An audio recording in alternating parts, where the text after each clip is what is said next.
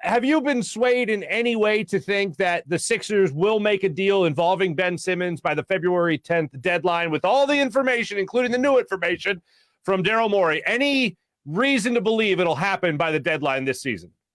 If you had asked me before Daryl Morey was on Mike Missinelli, I might have told you that I was leaning 60-40 that he would still be here after the deadline. Ooh. And Morey's comments might have literally just flipped that for me. Wow. Okay. All right.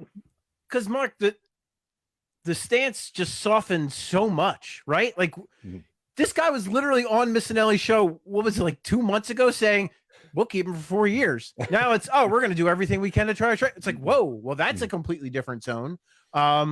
And obviously, Joel Embiid being Joel Embiid has changed that calculus a little bit, where Daryl Morey says, well, maybe we don't need a top 30 guy. Maybe we can get a top 40 guy who just is a really good fit next to Joel Embiid and is next to the rest of the roster. So given all that, and then he kind of got into the idea of, taking on maybe a young player and some draft picks so we have more ammo down the line. And the Sacramento Kings were specifically brought up, and he said, oh, yeah, there could be a deal with the Sacramento Kings.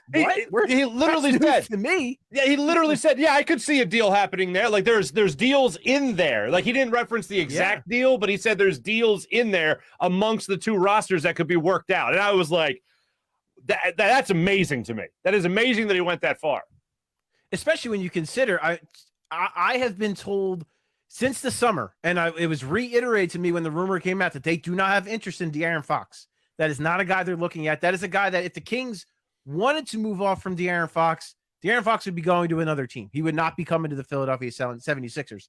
Now, I don't really have a clear indication of how they feel about Tyrese Halliburton. And when you hear Daryl Morey describe, a young player like Tyrese maybe we could bring in of that caliber.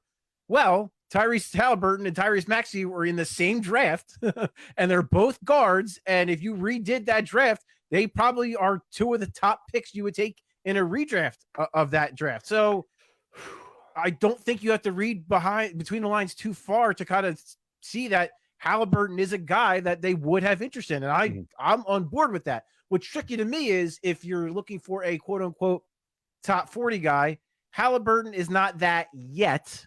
I think you don't have to make too strenuous of an argument to say he could be that guy. I don't think that's crazy to say. A guy like a Harrison Barnes, certainly not in the top 40. Buddy Hield, not in the top 40. So I don't know who that player would be on the Kings. My guess would be it'd have to be a third team in order to get that quote unquote top 40 player.